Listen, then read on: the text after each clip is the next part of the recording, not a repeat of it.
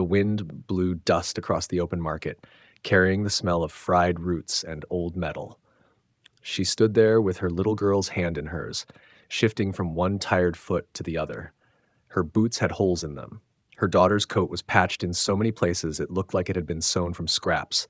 Around them, voices called out prices, merchants shouted, buyers bargained loudly. But no one called her name.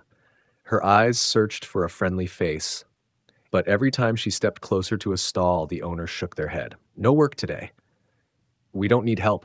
Some didn't even bother with words, they just turned away. She swallowed hard, forcing herself to stay calm, though her daughter's small fingers trembled in her grasp.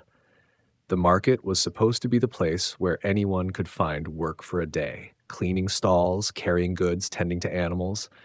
But she had been coming here every morning for weeks. It was always the same. Whispers followed her like shadows. Widow. Can't pay her much. She's slow, weak. She had no family to speak for her, no husband to stand at her side. That made her invisible. Her daughter looked up at her with wide, tired eyes. Mama, I'm hungry. The words stabbed her like a knife. She knelt, brushing the girl's hair away from her face. I know, little star. Just a little longer. She smiled to give hope, but inside she was afraid. Afraid the day would end like all the others, with empty hands and an empty belly. A merchant selling bright green fruit glanced at her and then quickly looked away. She had tried asking him before. He had laughed, saying he needed someone strong, someone who could lift heavy crates, not a thin-boned widow with a child clinging to her skirt. She turned away from his stall, her cheeks burning. As the sun climbed higher, the market grew hotter and the voices louder. Alien laborers in strong, colorful clothing walked past her, hired within minutes. She watched one young man, tall and muscular, get offered a job before he even opened his mouth. Another woman, younger and without a child, got taken in to help at a spice stall. The widow tightened her grip on her daughter's hand. It wasn't fair. By midday, her legs ached and her throat was dry. She thought about leaving, but leaving meant defeat. Leaving meant going home to their tiny, cold room with nothing but a half-empty jar of grain. She couldn't. Not yet. A group of alien women passed by, their eyes sliding over her, then leaning close to each other with cruel smiles. She caught the words, "She'll be begging soon." She pretended not to hear. The sound of heavy boots came from the far side of the market. A figure moved through the crowd, taller than most, broad shoulders, wearing clothes not from this city. The sunlight caught on his short, dark hair. His face was sharp, his eyes scanning every corner. People stepped aside as he walked, some curious, some cautious. Humans were rare here. He stopped near the center of the market, looking over the workers. His gaze moved past stall after stall until it landed on her. For a moment, she froze. She wasn't sure why, but it felt like he was looking straight through the noise and dust, seeing her clearly when no one else did. The human's eyes shifted to her daughter, then back to her. He didn't smile. He didn't frown. He simply started walking toward them. The crowd seemed to pull away from his path. She felt her heart race. Was he a traitor? A soldier? Someone looking for cheap labor to use and discard? She had heard stories. Humans sometimes paid well, but sometimes they vanished, taking workers far away, never to be seen again. He stopped right in front of her, close enough that she could smell leather and faint engine oil on his clothes. For a few seconds, he said nothing. Then his voice came, deep, steady. "What's your name?" Her lips parted, but no sound came out. No one had asked her that here. They had only called her widow or woman. Finally, she managed to answer, "Lyra." He nodded once, his eyes still holding hers. "Do you need work?" Her breath caught. "Yes, but I have a child." He glanced down at the little girl, who was hiding behind her skirt. "She comes with you," he said simply, as if it was the most natural thing in the world.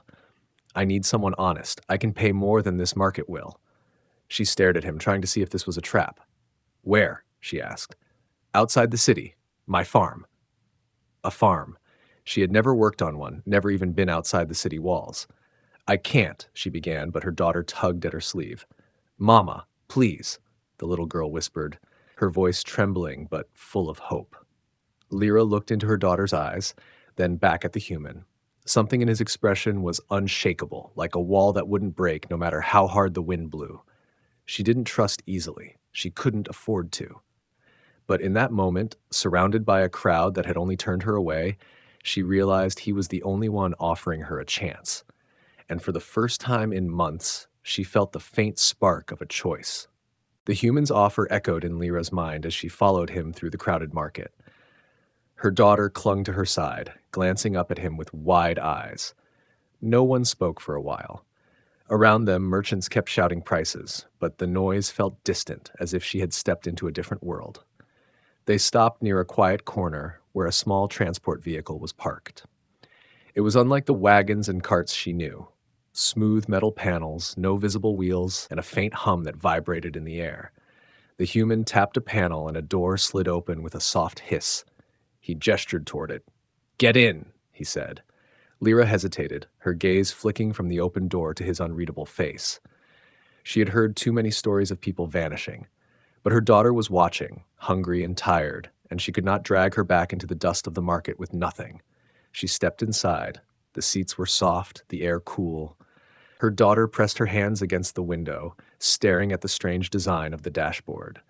The human climbed in, pressed something on the console, and the vehicle moved forward without any animals pulling it. The city began to blur past.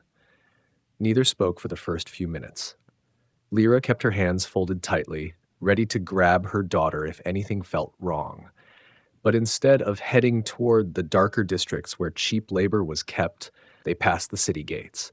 Fields stretched out ahead, wide and green under the pale sky. Strange machines moved through them on their own, long arms harvesting plants she had never seen before.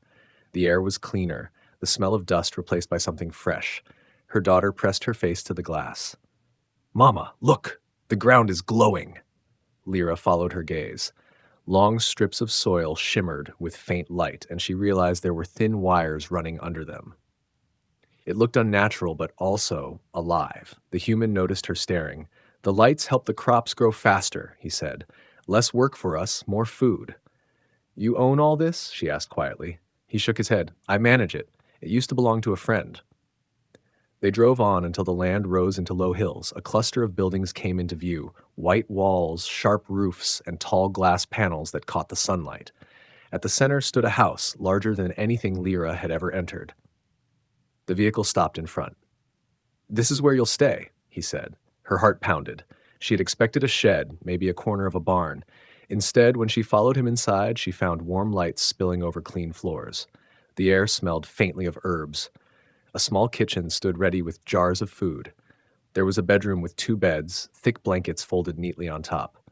Lyra froze in the doorway. This is for us?" The human nodded. "It's yours while you work here. No rent. No one comes here without my permission." Her daughter ran to one of the beds and jumped onto it, laughing. Lyra felt her throat tighten. She hadn't seen her child smile like that in months. "You'll help in the fields and with the storage," he continued. "Sometimes in the workshop. I'll teach you the machines. It's not hard." She stared at him. "Why?" He tilted his head slightly. "Why not?" Most people she knew wouldn't even share a cup of water with a stranger, but he was offering her food, shelter, and pay. She couldn't understand it. That evening, he showed her the storage barn. Inside, she saw crates of fruit, grains, and something that looked like silver roots. The machines were silent now, but their shapes were strange. Tall frames with curved arms, glowing panels where controls should be. "This is different from the city tools," she murmured. "Safer," he replied. "Faster, too. You'll learn." The sun began to set, washing the fields in gold. Lyra stood at the doorway of the barn, watching the light touch the glowing soil. For a moment, she forgot the noise of the market, the cruel laughter, the hunger. Her daughter came running from the house with a piece of bread in her hand. "Mama, he said I can eat whenever I'm hungry," she said between bites. Lyra's eyes went to the human who was locking the barn. He glanced at her briefly, then back to the lock. She opened her mouth to thank him, but the words felt too small. That night, she lay in the soft bed, her daughter curled against her. She could still hear the faint hum of the machines outside. She tried to sleep, but her mind kept returning to the same thought. What did he truly want from them? She told herself she would find out soon enough. For now, they were safe. And safety was something she had almost forgotten existed. Morning light spilled through the wide glass window, warming the small room. Lyra woke before her daughter, listening to the quiet hum of distant machinery. The air smelled faintly of fresh bread and the strange, clean scent of the fields outside. For a moment, she lay still, trying to remember when she had last woken up somewhere safe. She rose quietly, pulling on the work clothes the human had left for her. They were simple but sturdy, made from thick cloth that would last in the fields. She checked on her daughter, who was still curled under the blanket, then stepped outside. The sight took her breath away. Rows of green crops stretched in every direction, glowing faintly in the morning sun. Massive machines rolled slowly between them, their long metal arms bending to tend the plants. The ground was smooth, without a single weed or broken patch. She had seen farms before, but nothing like this. The human stood near one of the machines, adjusting a panel with quick, practiced movements. He glanced up when he heard her footsteps. "You're early," he said. "I wanted to start working," she replied, folding her hands in front of her. He pointed toward the nearest row. "These are nutrient lines. They keep the soil alive. If the light fades, the plants die in hours. Watch the color. If it changes, you call me." She nodded and followed as he walked, Tesk explaining things she barely understood. Each machine seemed to have its own purpose. One sprayed a fine mist over the crops, another cut away damaged leaves. The human moved between them with ease, but always kept one eye on her, making sure she didn't fall behind. They stopped near a storage shed at the edge of the field. Inside, rows of shelves held strange tools, small devices, and crates ready for transport. Lyra ran her fingers over a smooth metal tool shaped like a crescent. "I've never seen this before," she said. "It measures root strength," he answered. "Lets us know when to harvest." She realized he was teaching her, step by step, as if he expected her to understand it all one day. No one had ever done that before. In the city, she had been told what to do and nothing more, never why, never how. By midday, the sun was high and warm. Her daughter came running across the field with a cup of water, her hair loose in the wind. "Mama, he said I can help," she announced proudly. Lyra smiled, but her chest tightened. In the city, children were kept away from work like this. Out here, the humans seemed to believe even a small girl could be useful. They ate lunch in the shade of a tall storage tower. The human spoke little, but he asked questions. Where she came from, what skills she had, what her daughter liked to eat. He didn't pry, but his attention was steady, and it made her uneasy in a way she couldn't explain. When the meal was done, he showed her the workshop. Inside, more machines waited, smaller ones with glowing screens, others with rows of gears.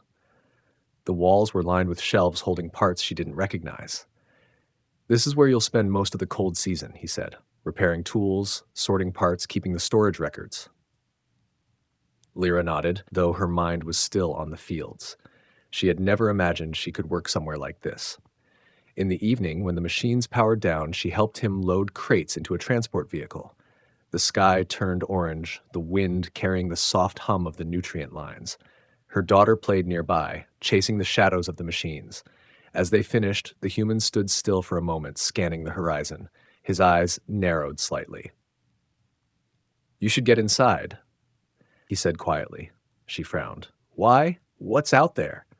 "Nothing right now," he replied, but his tone held something heavier. "Just a habit. Trouble can come fast out here." She didn't argue, but the words stayed with her as she put her daughter to bed that night. When the house was quiet, she stood by the window, looking out at the dark fields. The glowing lines pulsed faintly under the soil like veins of light. In the distance, a shadow moved, too far to see clearly, but enough to make her heart race. She told herself it was just one of the machines, but part of her wondered if the human was right. Trouble might already be on its way. The next morning, Lyra noticed the human was quieter than usual.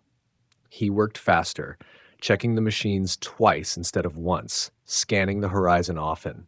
She wanted to ask what was wrong, but his expression made her hold her tongue. In the village beyond the hills, word had already spread.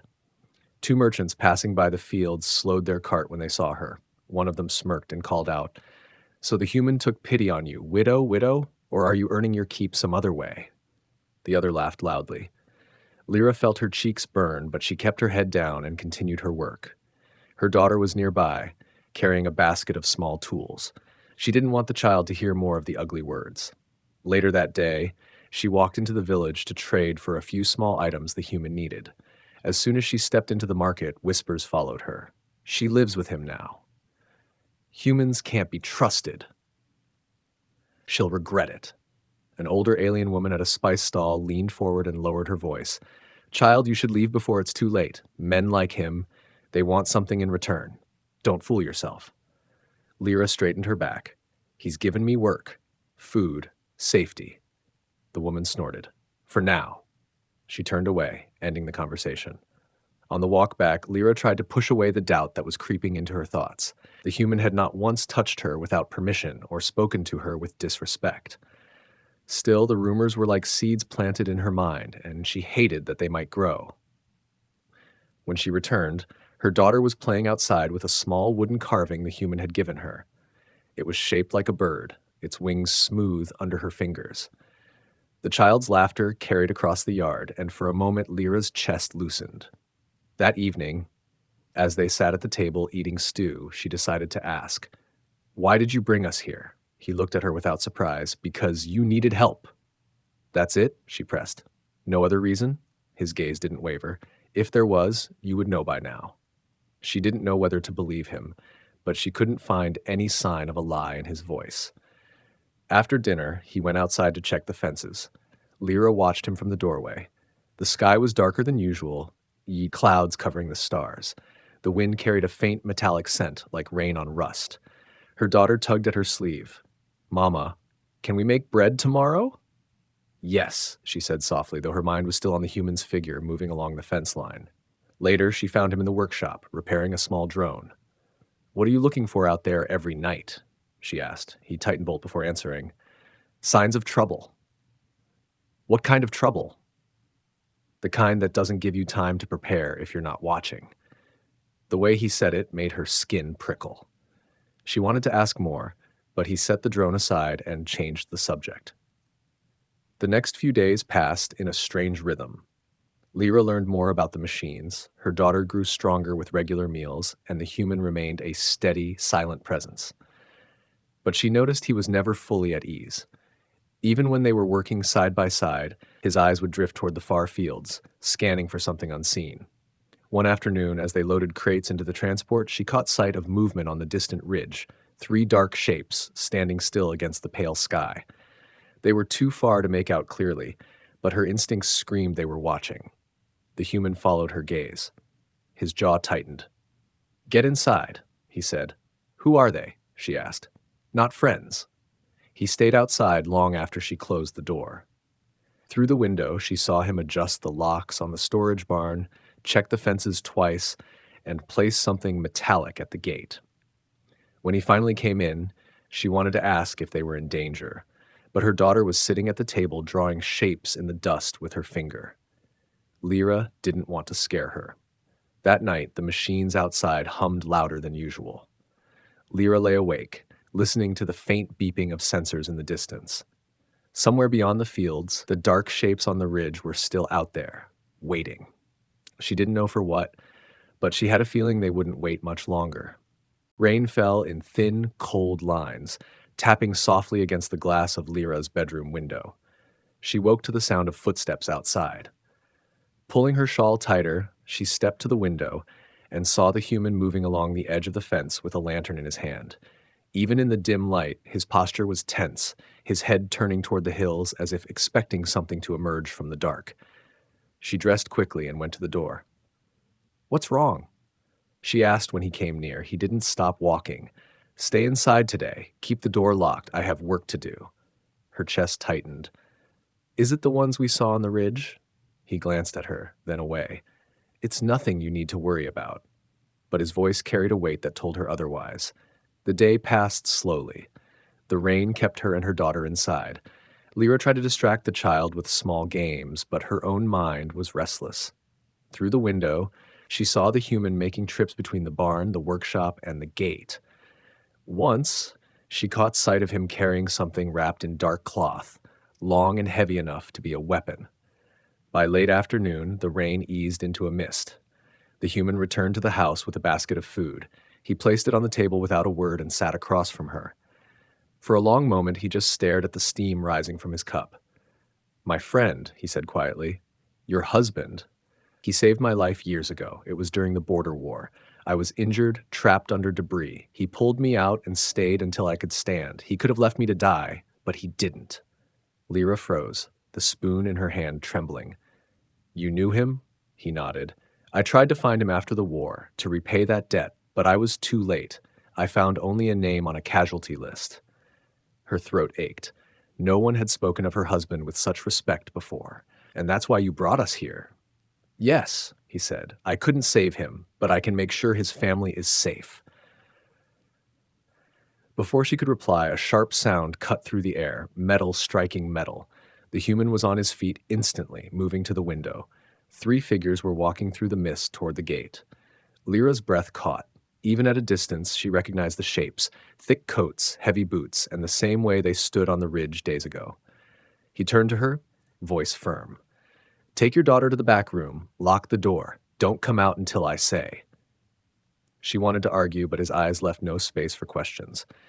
She grabbed her daughter's hand and hurried to the small storage room behind the kitchen. The lock clicked into place just as she heard voices outside. The men shouted demands she couldn't fully hear through the walls, but she caught fragments. She belongs to the market. You can't keep her. We have a right. The human's reply was low and steady, but she could hear the danger in it. She works for me now. You have no claim here. A muffled thud followed, then the sound of something metallic sliding across the ground. Lyra held her daughter close, her own heartbeat pounding in her ears. Minutes dragged. She heard heavy footsteps retreating, then silence. The lock clicked, and the human's voice came from the other side. It's over. You can come out. When she stepped into the main room, she saw him standing by the door, rain dripping from his coat. His hands were empty, but his eyes were sharp, scanning the yard again before shutting the door firmly. They won't stop, he said quietly, but they'll think twice before trying again. Lyra swallowed hard. What did you do? Made it clear I'm not afraid of them. She looked at him, seeing something different now. Not just a man repaying a debt, but someone willing to put himself in danger to protect her and her child. That night, long after her daughter fell asleep, Lyra sat by the window, watching the mist curl over the glowing fields. Somewhere out there, trouble still waited. But she also knew something else. She was no longer alone in facing it. The next morning, the air was heavy with silence. Even the machines in the fields seemed quieter, their hum low and cautious. Lyra stepped outside and saw the human already at work near the main gate, tightening the metal bars and adjusting the strange device he had placed there days ago. Her daughter ran out behind her, chasing the early light with bare feet. The human looked up and gave a short nod. It's safe for now, he said, but they'll try again. People like them don't take no for an answer. Lyra moved closer, her voice low. What if they bring more? Then I'll be ready, he replied without hesitation. But you need to focus on your work and your daughter. Let me handle the rest. She wanted to believe it would be that simple, but her chest still felt tight. The memory of the voices outside the night before lingered like a shadow. They spent the morning in the workshop. He showed her how to clean the filters of the crop drones, explaining each step slowly so she could remember. She noticed how he never raised his voice, never rushed her. When her daughter wandered in, curious about the glowing tools, he crouched down and showed her a harmless one that lit up in different colors when tapped. For a short time, the tension eased. Lyra almost forgot about the ridge watchers, about the merchant's whispers. But just before noon, the faint roar of engines came from beyond the hills. The human set down his tools, his expression sharpening. Stay inside, he said, his tone leaving no room for argument. He grabbed the long-wrapped weapon from the corner and stepped outside. From the window, Lyra saw 2 large transport bikes crest the ridge, their riders in dark coats. Behind them was a third figure in a heavier suit, his helmet glinting in the sun. They slowed at the fence, engines rumbling like a warning. The human walked toward them without fear, stopping only a few paces from the gate. Lyra couldn't hear every word, but the wind carried fragments. She owes us, one rider shouted. She owes you nothing, the human replied. The third figure dismounted, his boots sinking into the damp soil. You don't understand how things work here, human. We take what we claim. The human's voice dropped lower, but the steel in it carried to her ears. Not from me. One of the riders reached for something at his belt. In a blink, the human had raised his weapon, long, black, and humming faintly. The movement was calm, but so fast it froze the men where they stood. "Turn around," he said. For a tense moment, no one moved. Then the leader gave a short hand signal, and the riders backed away, their engines snarling as they pulled away from the fence. The human didn't lower the weapon until they were far beyond the ridge.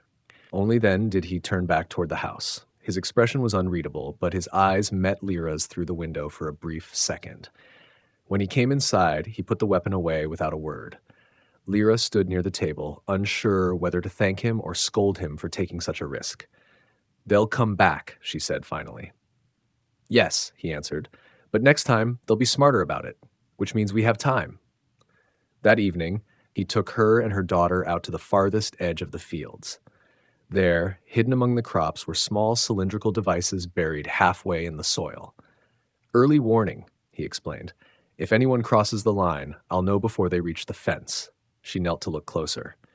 "You've been preparing for this the whole time." He gave a faint smile. "I prepare for everything." Walking back, the sky turned red with sunset. Her daughter ran ahead, laughing, chasing the long shadows of the machines. Lyra walked beside the human in silence, her thoughts tangled. She had known him only for days, yet he had already stood against men who could have killed him, all for her and her child. That night, as the house settled into quiet, she stood at the window once more. The glowing lines in the soil pulsed gently, a steady heartbeat in the dark. Somewhere beyond the hills, trouble waited, but she no longer felt the same helpless fear, because now if trouble came, it would find two people standing in its way, not just one. The wind was sharp that morning, bending the tall crops and carrying the faint hum of the machines across the fields. Lyra stepped outside with a basket in her arms, ready to begin the day's work. Her daughter followed, clutching the little wooden bird the human had carved for her. The sky was pale, but heavy clouds gathered on the horizon, promising a storm. The human was already by the gate, scanning the hills. His hand rested on the fence post, but his eyes were far away. When Lyra approached, he spoke without looking at her. "They'll come today." She felt a cold weight drop into her stomach. "You're sure?" "They've been testing the lines all night. I saw the sensors flash 3 times. Her daughter clung to her side, sensing the tension. Lyra wanted to tell the child everything would be fine, but the words stuck in her throat. By midday, the sky had darkened. The machines slowed, as if even they knew to be cautious. Lyra worked near the storage shed, keeping her daughter close while the human moved between the workshop and the gate. Each time he passed, she saw the set of his jaw, the way his shoulders stayed tight. The first sign came with the distant growl of engines. Then figures appeared on the ridge, 5 this time, not 3. They rode heavy bikes, the kind built for rough ground, and behind them a large cargo truck rolled slowly into view. "They're here," the human said calmly, though his eyes had turned to steel. "Inside, now." Lyra hesitated. "What will you do?" "Whatever it takes." She grabbed her daughter's hand and hurried into the house, closing the door but leaving a narrow gap in the curtain. From there she could see the men dismounting, spreading out as they approached the gate. The leader, tall, broad, wearing a heavy coat, stepped forward. "You've had your time, human," the leader called. "Hand them over and we walk away." The human stood just beyond the fence, unarmed in sight, but with the calm of someone ready for anything. "You're trespassing. Turn around." The leader's lips curled. "You think you can fight us all? You're alone." "Not as alone as you think," the human replied. At that moment, a low chime rang from the ground. The warning devices buried in the soil lit up, small red circles glowing in the dirt. The men glanced down in confusion. Then the air crackled as thin lines of energy sparked between the fence posts. The leader barked an order, and 2 men rushed forward.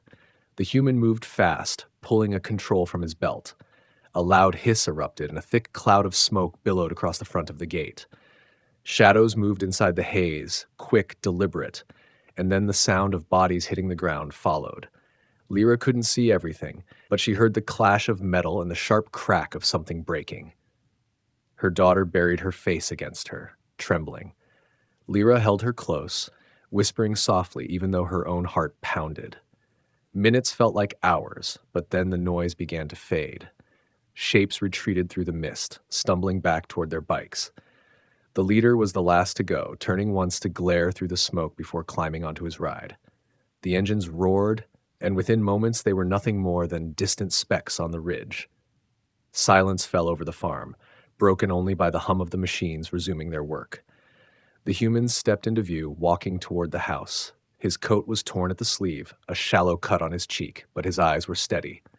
He opened the door and looked at Lyra and her daughter. "It's done, for now." She searched his face. "They won't stop, will they?" "No," he said honestly. "But they won't come here lightly again." Her daughter slipped from her arms and ran to him, wrapping her small arms around his leg. He froze for a moment, then rested a hand gently on her head. Lyra felt a warmth spread through her chest, soft and fierce at the same time. That evening, they sat together on the porch as the storm finally broke, rain drumming on the roof. The fields glowed faintly under the dark sky, their light unshaken by the battle. Lyra knew the road ahead would not be free of danger, but she also knew she was no longer walking it alone. She turned to the human. "You could have sent us away. It would have been safer for you." He shook his head. "Your husband saved my life. But this," he glanced at the little girl playing with the wooden bird, "this isn't about debt anymore. It's about family." Lyra's throat tightened, but she didn't look away. "Then we'll face whatever comes. Together." For the first time since she had met him, the human smiled, small but real. And in the quiet that followed, the storm outside felt a little less cold.